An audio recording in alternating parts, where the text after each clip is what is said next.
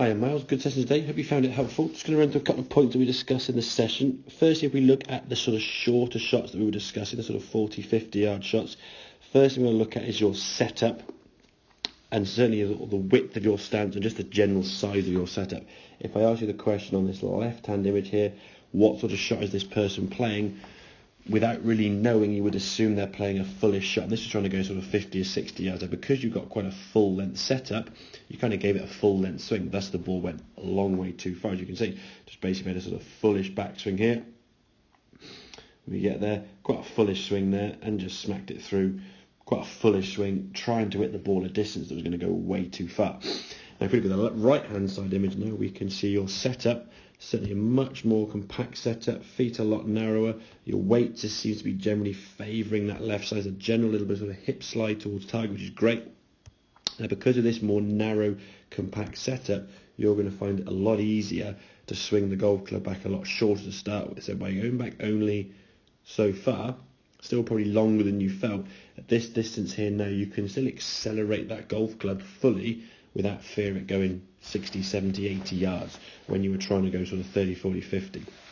So by setting a shorter backswing, we can still accelerate through and swing towards target nice enough. I'm being critical, I don't want to be too critical obviously, but that right knee doesn't need to move quite so much on these shorter shots. Obviously when the feet are quite close together, we're looking for a bit more stability. Yes, full shot, by all means, there's a full rotation there.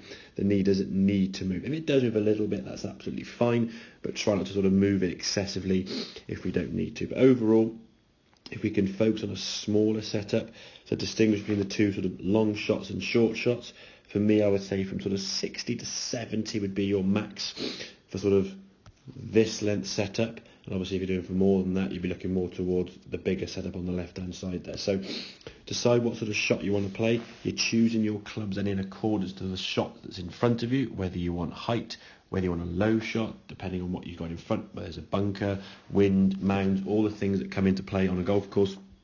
And all those things, as we discussed, are going to be decided by yourself from behind the golf ball. Once you cross over this line to play the golf shot, you just set up and go. You don't want to be overly thinking over the golf ball there while you're playing the shot. But work on that setup.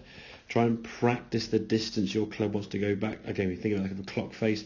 If the club is down here at 6 o'clock and there's 12 and 9 and so on, you want that club to be swinging back. That's going to be sort of for you about 20, 30 yard shot, 40, 50 yard shot, 50, 60 yard shot, maybe 5, 10 yard shot. These different lengths going back. If you just go back to whatever those distances are, and accelerate through, because the power created is going to decide the distance. You haven't got to worry about trying to judge it on the way down, decelerate or increase the power at the last second. So hope that all makes sense. Any questions, obviously you can give me a shout and I'll catch up in your next lesson. Cheers.